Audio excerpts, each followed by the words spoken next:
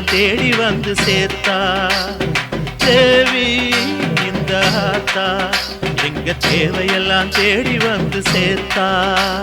தாய்மையிலே பார்த்தா நோய்களிலே காத்தா பூவெடுத்து போட்டா பொன்னளப்பா ஆத்தா பொன்னளப்பா ஆத்தா பொன்னளப்பா ஆத்தா.